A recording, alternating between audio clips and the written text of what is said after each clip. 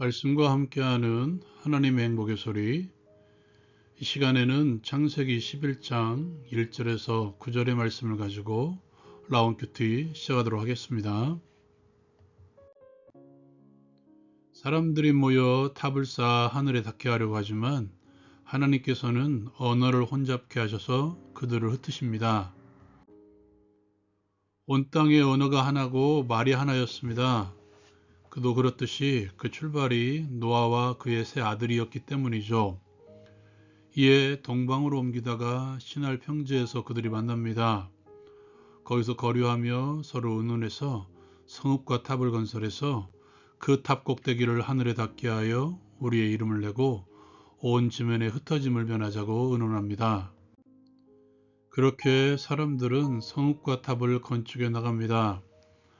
여호와께서 사람들이 건설하는 그 성읍과 탑을 보려고 내려오십니다.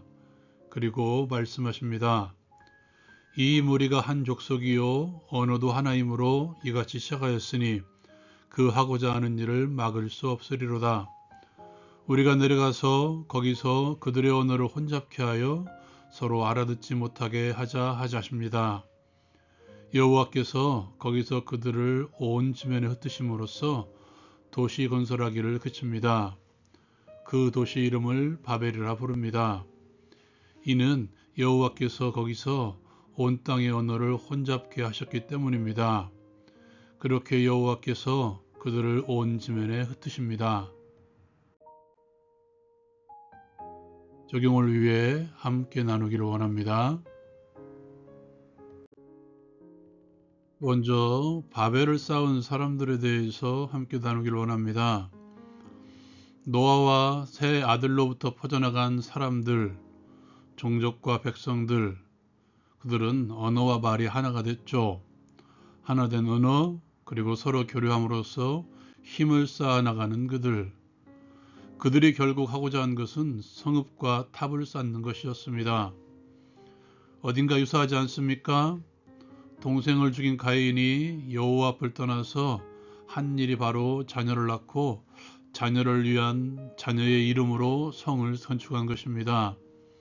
그 도시의 이름이 당신의 추종자, 당신의 은혜라는 의미를 가진 에녹이라는 성이었습니다.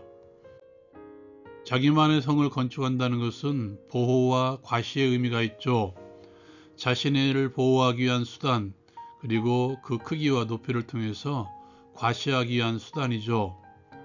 가인이 처음 성을 쌓았을 때는 어쩌면 보호를 위한 수단이었다면 사람들이 함께 모여 바벨이라는 성읍을 쌓은 이유는 또 다른 것 같습니다. 이들은 성읍을 건설하고 탑을 쌓습니다. 여러분, 도시에 탑을 쌓을 때 어디에 쌓을까요? 아마도 성읍 중앙에 쌓지 않았을까요?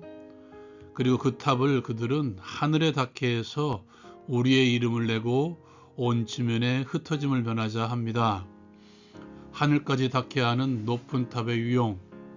여러분, 그러한 탑을 쌓으려면 많은 인력, 많은 물질, 그리고 다른 사람들이 보기에 높은 기술력을 가지고 있어야 될 것입니다. 그러한 탑을 쌓아 이름을 내고 사람들을 모여들게 함으로써 자신들의 위엄과 자신들의 능력을 드러내고자 하는 그들의 목적이죠. 그 목적이 하늘에 닿게 하여라는 말 가운데 담겨져 있습니다. 하늘, 즉 하나님에게까지 이르고자 하는 그들의 숨겨진 목적이 있었다는 것이죠. 뱀의 유혹으로 여자가 선악을 알게 하는 나무의 과실을 보았을 때 먹음직도 하고 보암직도 하고 지혜롭게 할 만큼 탐스럽기도 한 나무로 보였습니다. 여러분, 뱀이 여자를 유혹할 때 그 유혹의 마지막 말이 너희가 하나님과 같이 되어라는 말입니다. 같은 뉘앙스, 같은 의미의 말이 아닌가요? 하나님과 같이 되어 하늘에 닿게 하여. 우리는 이러한 존재라고 이름을 내고 사람들이 모여들게 하여 경배하려게 하는 목적이 아닐까요? 요즘 단어 가운데 관종이라는 단어가 있습니다. 관심을 받기 원하는 사람들, 높아지려고 하고 아름다워지려고 하고 또한 아름다운 모습들로만 SNS에 올리는 이유, 많은 일들을 이루어서 그렇게 하고자 하는 이유가 무엇일까? 인간의 욕구 중에 자아실현이라는 욕구가 있습니다. 자아실현, 그 핵심은 결국 자신의 이름이죠. 이것이 인간의 본능입니다. 그렇지 않은 사람들도 있을 수 있죠. 그러나 인간의 본능의 자리에는 자신을 드러내고자 하는 욕구가 있습니다. 그것을 억누를 뿐이죠. 그 끝은 결국 하나님의 자리에 앉으려는 인간의 본성이 아닐까요? 하나님 없는 자리에서의 하나됨은 어느 사람이든지 그 끝 하나님의 자리에 서려 합니다. 하나님의 형상의 회복이란 하나님께서 주신 하나님의 형상으로 삶을 통해서 하나님의 이름을 드높이며 찬양하는 것입니다. 그것은 우리에게 주신 소명, 여러 가지 직업들을 통해서 하나님의 형상으로서의 사람, 그 사람을 통해서 하나님의 이름을 드높이는 것입니다. 두 번째로 언어를 혼잡해 하신 하나님에 대해서 함께 나누기를 원합니다. 하나님께서는 그렇게 하나가 되어 하나님의 자리에 앉으려는 그들의 언어를 혼잡케 하셨습니다. 언어의 혼잡을 통해서 그들을 흩어버리신 것입니다. 언어의 혼잡으로 그들이 서로 소통하지 않게 하시며 도시를 건설하지 못하게 하시고 그 탑을 건축하지 못하게 하신 것이죠. 절대 주권자 하나님께서 없는 자리의 현실입니다.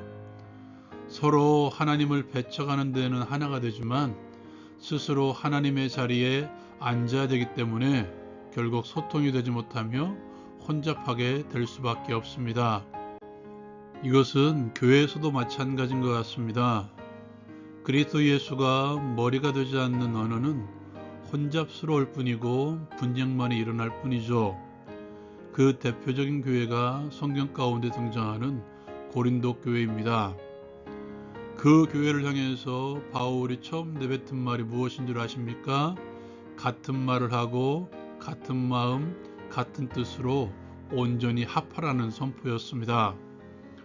바울 사도는 분쟁하는 고린도 교회를 향해서 이렇게 선언하죠. 그리스도께서 어찌 나뉘었으며 바울이 너희를 위하여 십자가에 못 박혔으며 바울의 이름으로 너희가 세례를 받았느냐. 바울이 외쳤던 언어는 하나였죠. 그리스도 예수입니다. 내게는 그리스도의 십자가 외에는 결코 자랑할 것이 없다는 선언을 기억하실 것입니다. 그리스도의 말을 사용하십시오.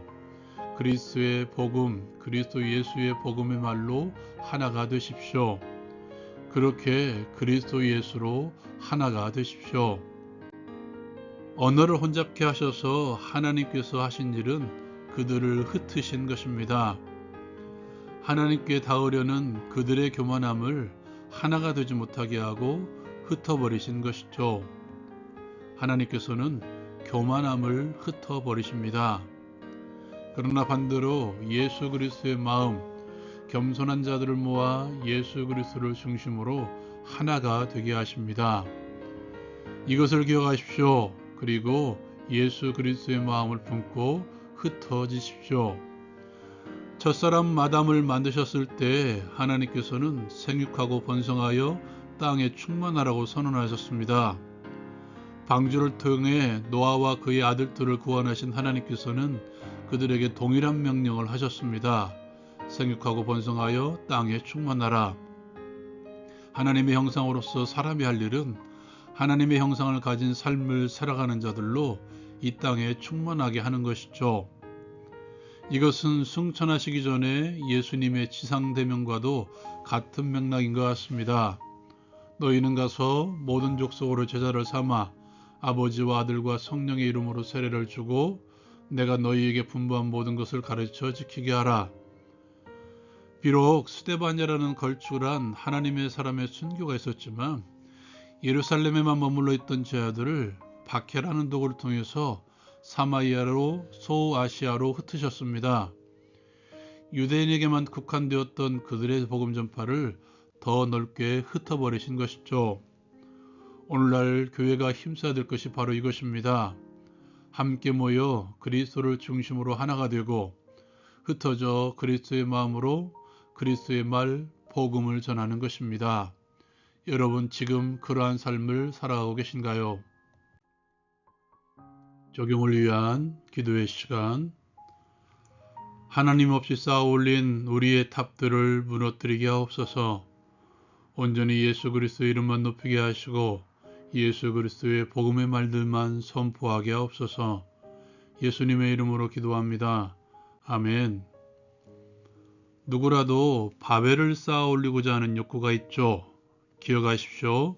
우리는 하나님을 드러내야 되는 하나님의 형상입니다. 라운큐티 마칩니다.